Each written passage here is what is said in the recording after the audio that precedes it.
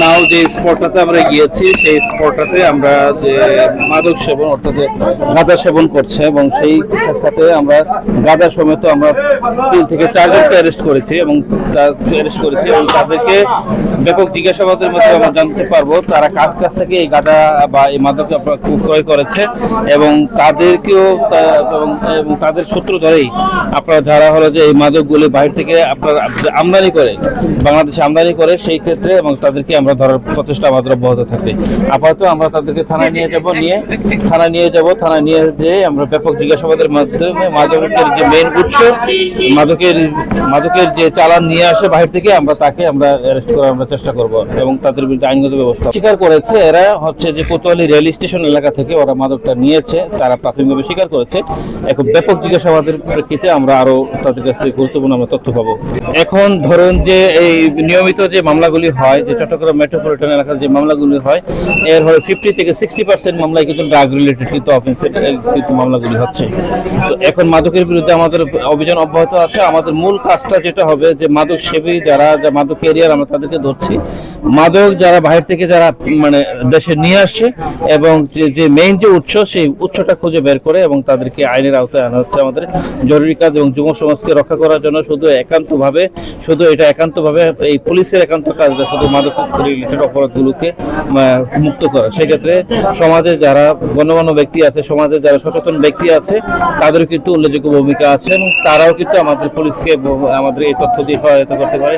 কারা কারা মাদক সেবন করছে, মাদক কোথায় থেকে আসছে, মাদকের উৎস কোথায়, আমরা সেই বিষয়ে আমরা নগরবাসীর কাছ থেকে আমরা সাহায্য সহযোগিতা পাবো বলে আমরা আশাবাদ ব্যক্ত করছি। ছিনতাইকারী কিশোর গ্যাং, অস্ত্র, মাদক, কিশোর গ্যাং, ছিনতাইকারী, এগুলো হচ্ছে আপাতত আমাদের প্রাইম কনসার্ন। হ্যাঁ, আমরা এক্সেস রোডের দিকেও যাবো। এক্সেস রোড তো এখন ডাবল মারা হয়েছিল, সদর মারা হয়েছে, এখন তো আমরা ঠান্ডা এক্সেস রোড।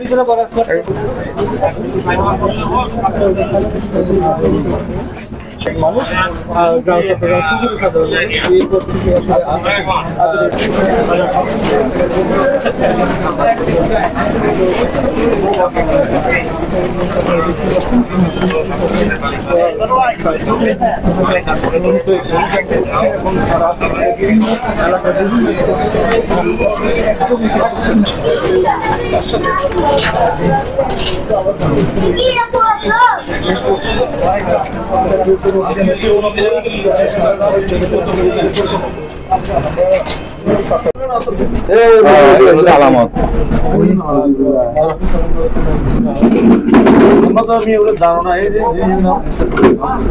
জানো না এগুলা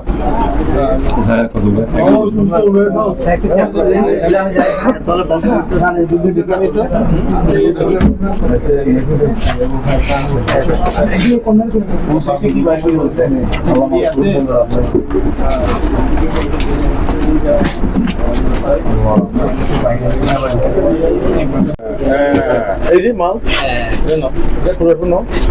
কোনটা এই যে স্যার, হ্যাঁ বিছানা লাগাই ফাইলাম। আরে বাবা তুমি ওর কি দিয়া ইয়া করাবা, ঠিক আছে? ও জীবনে করবে না স্যার, ও জীবনে করবে না। না এটা কথা পাশে ওরে ওটা ওরে দিয়ে এটা আমি খাইছি লাইব্রেরিতে। এই যে এতগুলো এই যে কই ফাটটা কই এই শুনো, তোমার ইয়া দেখছো খাওয়াইনা বাড়ি এত বড় ইয়া আমি বলছি আমি নির্বাচন হওয়ার বক্তব্য আমি নিজে ব্যালট সতর্কবাদী এলেবেলে এখন এটা রাখছেন কেন? আমি আছি আমি